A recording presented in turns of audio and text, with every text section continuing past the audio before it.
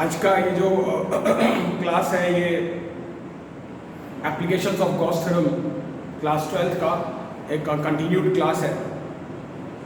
पहले आपको बताया गया था कि गॉस थ्योरम का जो एप्लीकेशन है वो उसका मेन एप्लीकेशन है वो क्या है, अलग अलग कंडीशंस में को डिफरेंट बॉडीज़ की वजह से या डिफरेंट कंडीशंस में इलेक्ट्रिक फील्ड का अलग अलग एक्सप्रेशन डिराइव करना।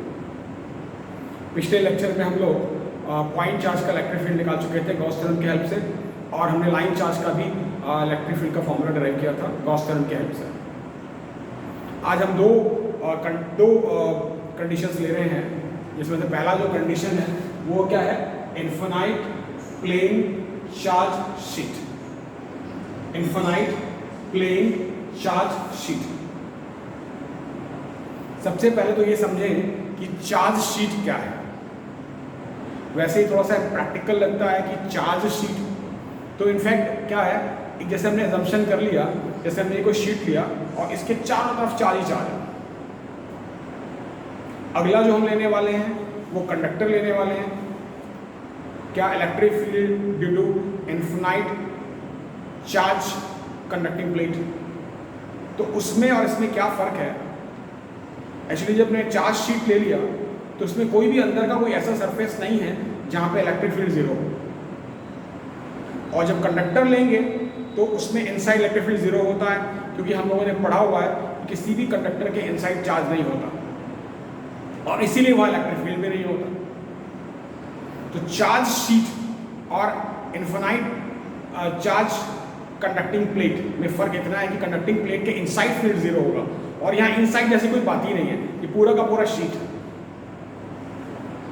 और फिर हमने यहाँ पे एक टर्म लिया इनफाइनाइट। इनफाइनाइट से क्या मेरा मतलब है, एक्चुअली इनफाइनाइट प्लेन शीट लेना संभव नहीं है। इनफाइनाइट शीट क्या लेंगे, हमारे हाथ में पकड़ेगा ही नहीं, पकड़ा ही नहीं जाएगा। तो इनफाइनाइट शीट से क्या मतलब है, ऐसा शीट जिसकी वजह से अगर हम कोई इलेक्ट्रिक फील्ड निकालें तो उसके एजेस को ध्यान में नहीं रखना है। जैसे ये इसका एज है, ये एज है, तो उस एजेस के अलॉन्ग नहीं निकालना,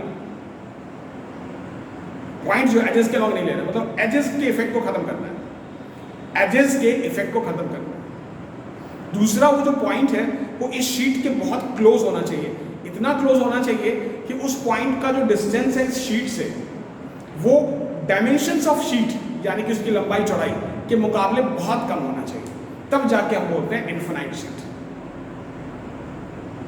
सो we can have what, infinite sheet is practical, आप लिख लें इसको, infinite plane sheet is practically not possible, and if we at all consider infinite plane sheet, it means that the distance of the point where we want to find the electric field is very small as compared to the dimensions of the sheet.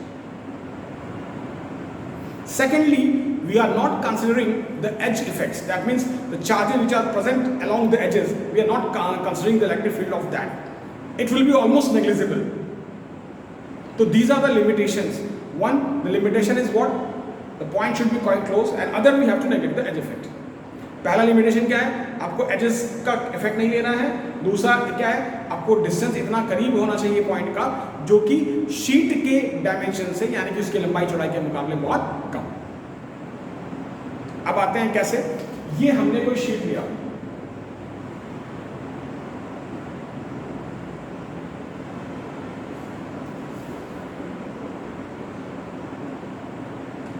अब हमको electric field चाहिए, तो क्या किया, symmetrically हमने क्या किया, एक सिलेंडर लिया।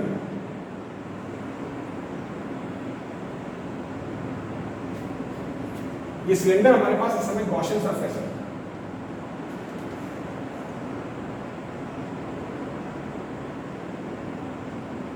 गॉसियन सरफेस के बारे में पहले पढ़ के आ चुके हैं कि assumed surfaces for applying Gauss theorem, and the feature of that surface is what, symmetry. तो जो गॉसियन सरफेस है वो कैसा होना चाहिए, सिमेट्रिकल होना चाहिए। तो आप लिखें, ये जो मैंने पहले डिक्टेट कराया उसके बाद लिखें, we have considered a cylindrical Gaussian surface whose plane surfaces are on the either side of the sheet. either side से मतलब एक हिस्सा इधर एक हिस्सा इधर। We have considered a Gaussian surface as cylinder whose plane surfaces are on the either side of the sheet.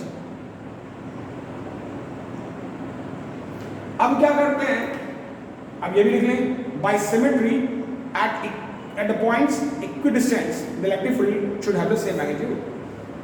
At the points equidistant electric field should have the equal magnitude. आप चाहे तो उसको पॉज करके भी language लिख सकते हैं। क्या कहना चाहते हैं, अगर सिमेट्री को फॉलो करें तो यहाँ से अगर इक्वल डिस्टेंस पे जाएंगे तो इलेक्ट्रिक फील्ड आपका सेम आएगा। इक्वल डिस्टेंस पे आप नीचे जाएं, इक्वल डिस्टेंस पे ऊपर जाएं, इलेक्ट्रिक फील्ड सेम आएगा। अब ये आपका सरफेस 1 है, ये सरफेस 2 है और ये सरफेस 3 है सिलेंडर के हिसाब से। ये रहा आपका इलेक्ट्रिक फील्ड, ये रहा आपका इलेक्ट्रिक फील्ड,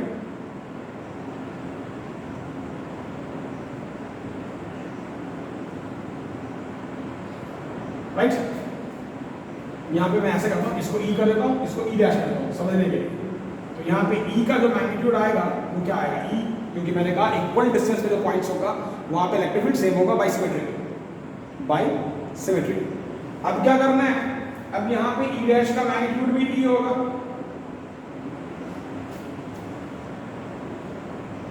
राइट। अब क्या करना है, if this is the area, ये जो एरिया है ये वाला या ये वाला या ये वाला, इसका हम एरिया एस ले रहे हैं, एरिया एस लिख लें। We have considered the areas of the plane surface as S, areas of plane surface as S. इसका एस तो ऑब्वियसली इसका भी एस ही, हालांकि इसकी कोई, अब देखें यहाँ पे ले लिया।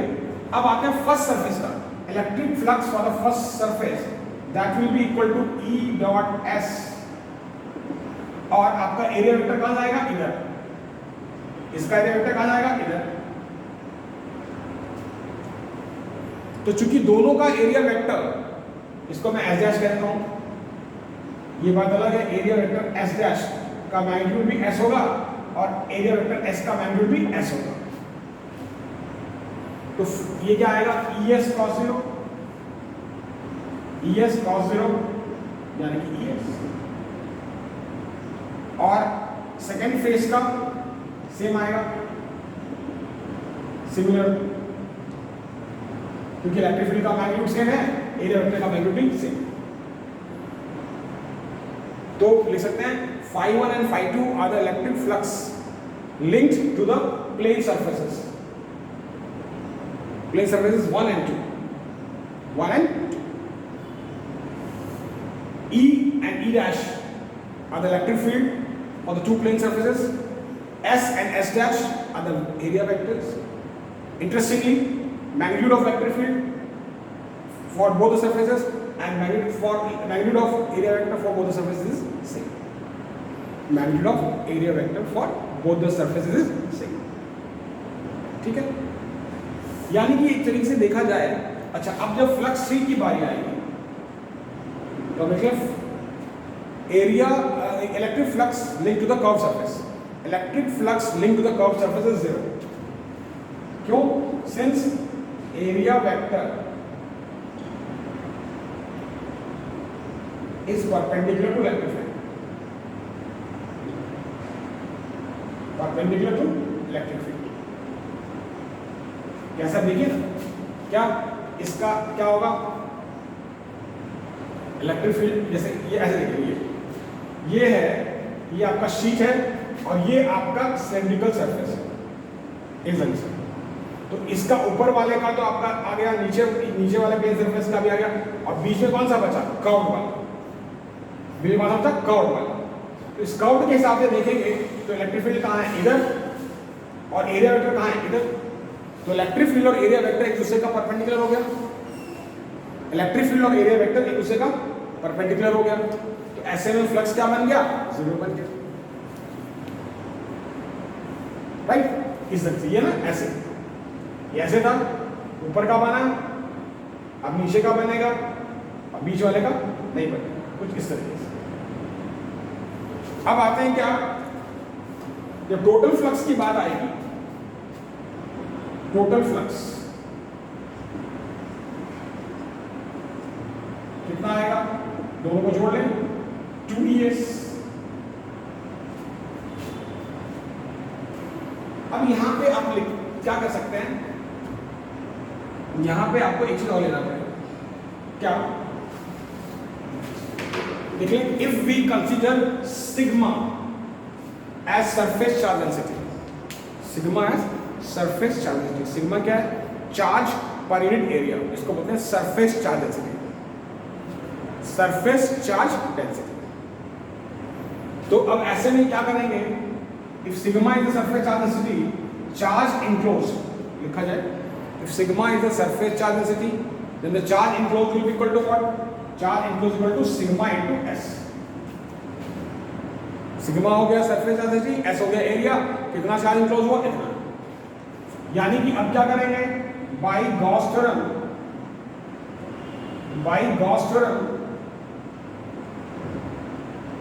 total flux should be q upon epsilon naught, and this should be equal to sigma into s upon epsilon naught। तो एक तो आपने फ्लक्स निकाला 2es और एक आपने निकाला ये रहा 1, ये रहा 2। इसको लिख लें फिर बताइए। लेकिन इक्वेटिंग 1 and 2 क्या मिलेगा? 1 और 2 को इक्वेट करके क्या मिलेगा? 1 और 2 को इक्वेट करके ये मिलेगा, क्या मिलेगा? 2es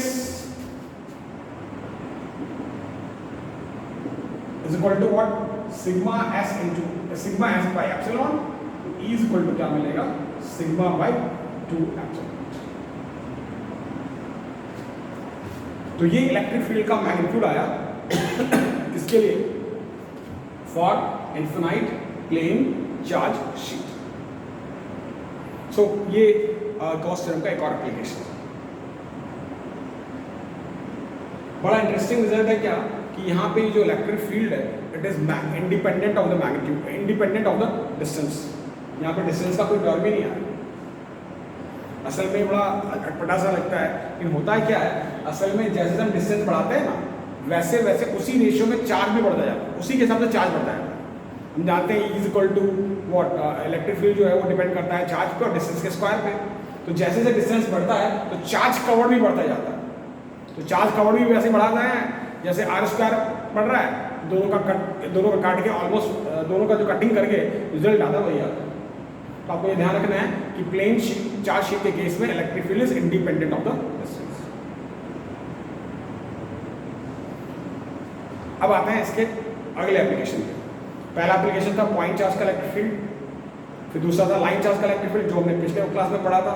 ये अगला जो क्लास है इसमें फिर क्या है, इसमें हमने क्या किया है, अभी हमने प्लेन चार्ज शीट का निकाला है electric field by applying Gauss theorem. और अब अगला क्या निकालने वाले हैं? अगला निकालने वाले हैं क्या? Charge conducting plate, charge conducting plate. तो आप इसमें हेडिंग लिख सकते हैं इलेक्ट्रिक फील्ड ऑफ इनफिनाइट, यहां पे आ जाएगा क्या? चार्ज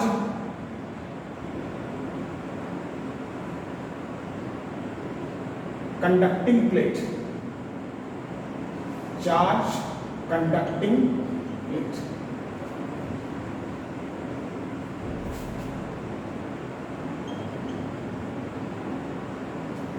प्लेन शीट में और चार्ज कंडक्टिंग प्लेट में अभी मैंने पिछले एप्लीकेशन में आपको डिफरेंस बताया है ना।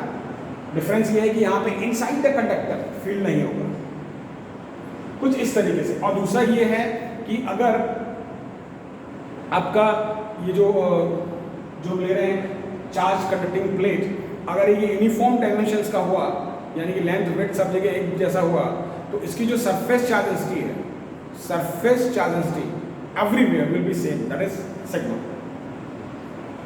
साथ में चार्ज का डिस्ट्रीब्यूशन यूनिफॉर्म। आप लिख लें if distribution of charge is uniform and dimensions are also uniform, then surface charge density on the either side of the plates will be same, on every point of the plates will be same। ठीक है, यानी कि charge का distribution uniform हो, dimensions uniform हो, तो उस case dimension uniform से मतलब लेंथ वेट सब एक बराबर हो, तो ऐसे केस में क्या होता है, वैसे केस में आपका जो चार्ज का डिस्ट्रीब्यूशन है चूंकि यूनिफॉर्म है, तो सरफेस चार्ज डेंसिटी यानी कि सिग्मा वो हर जगह पे मतलब उस सरफेस पे, इस सरफेस पे, प्लेट के सरफेस पे हर जगह पे एक ही आ रहा है। अब देखिए क्या करना है आपको। ये हमारे पास प्लेट,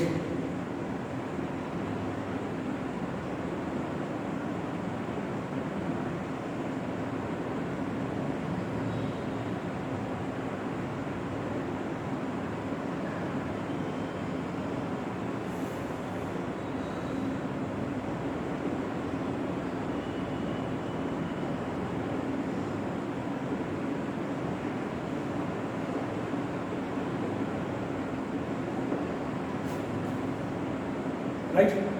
अब इसकी खास बात क्या है, इसको ऐसे बना दें, ऐसे नहीं है, ये समझाने के लिए इसको और सिंपल तरीके से बनाएं।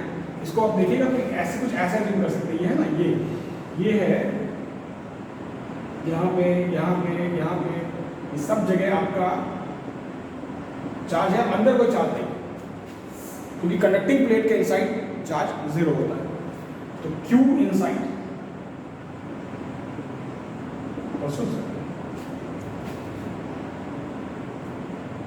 राइट। अब ऐसे में अगर आप कोई गॉसियन सरफेस बनाएं, कोई गॉसियन सरफेस बनाएं, ये तो मैंने ऐसे दिखा दिया ना समझाने के लिए। अब अगर कोई गॉसियन सरफेस बनाएं, ये हमने कोई गॉसियन सरफेस लिया cylindrical,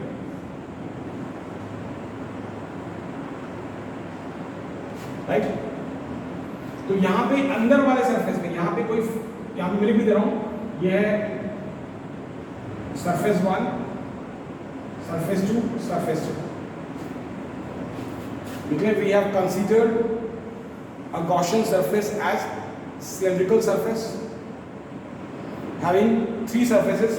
One is 1 and 2, they are the plane surfaces. 3 is the curved surface. 1 and 2 are the plane surfaces, and 3, the third, is the curved surface. What it will be there? अब आपका जो flux 1 आएगा वो अगर निकालना चाहें तो इसके लिए आपका इलेक्ट्रिक फील्ड भी इधर है और एरिया वेक्टर भी इधर है,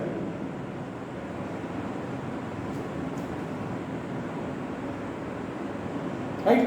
S vector, S is the area vector and S is the magnitude of that area. S is the magnitude of that area for the plane surface. S is the magnitude of area for the plane surface. तो यहाँ पे आप लिखेंगे flux is equal to E dot S, तो क्या आएगा ES cross 0, ये क्या बनेगा ES। जहां तक सवाल है फ्लक्स 2 का, इट विल बी 0, क्यों? No charge enclosed, no charge enclosed, क्योंकि मैंने अभी दिखाया था आपको, इसमें दिखा पाना संभव नहीं है, वो अलग से मैंने जो फिगर बनाया था। जब इसको अंदर लेके जाएंगे तो इस कंडक्टर के अंदर, कंडक्टर के अंदर तो फील्ड 0 होगा, कंडक्टर के अंदर फील्ड 0। इसको एक्चुअली आप ऐसे भी समझ सकते हैं, ये है, ये अगर मान लें एक प्लेन एक शीट है और दूसरा प्लेन शीट है, दोनों को कंबाइन कर दें तो कंडक्टर बन जाएगा, तो कंबाइन करें तो कंडक्टर बन जाएगा। इधर भी चार्ज, इधर भी चार्ज, और बीच का जो ये वाला जो पोर्शन है अंदर का, उसमें कोई चार्ज नहीं होगा, कोई इलेक्ट्रिक फील्ड नहीं होगा। और मैंने गॉसियन सरफेस बनाया है वो कुछ इस तरीके से बनाया है, ऐसे है, और यहाँ से मैंने सिलेंडर निकाला है, तो इस सिलेंडर को जब निकालूंगा तो इसका जो एरिया वेक्टर और इलेक्ट्रिक फील्ड आएगा, दूसरे वाले का होगा नहीं, और तीसरे वाले का क्या होगा, इलेक्ट्रिक फील्ड इधर है, एरिया वेक्टर इधर, उसका फ्लक्स क्या आएगा 0। इलेक्ट्रिक फील्ड इधर है, एरिया वेक्टर इधर है, फ्लक्स क्या आएगा 0। यानी कि जैसे एक शीट ये हो गया प्लेन शीट, दूसरा ये हो गया, कंबाइन कर दीजिए, कंडक्टिंग शीट बन गया। इधर भी चार्ज, इधर भी चार्ज, और अंदर कोई चार्ज नहीं है, उसी का मैं यहाँ पे फ्लक्स 0 लिख रहा हूं। अब क्या है, अगर टोटल फ्लक्स, अब फ्लक्स 3 इज इक्वल टू 0, क्यों? Since area vector perpendicular to the field, to the electric field. अब टोटल फ्लक्स जब देखेंगे तो टोटल फ्लक्स कितना आएगा, आप लिख सकते हैं टोटल फ्लक्स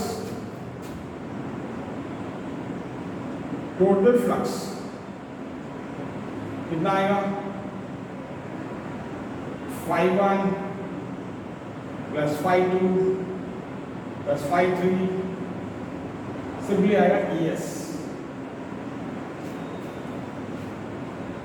और इसके अलावा बाय गॉस थ्योरम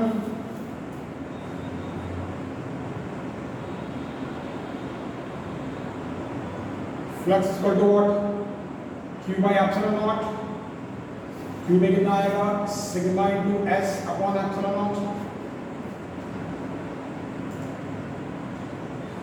राइट। अब दोनों को यूज करें तो ES is equal to sigma S upon epsilon naught, E is equal to क्या आएगा, सिग्मा बाई एप्सिलॉन।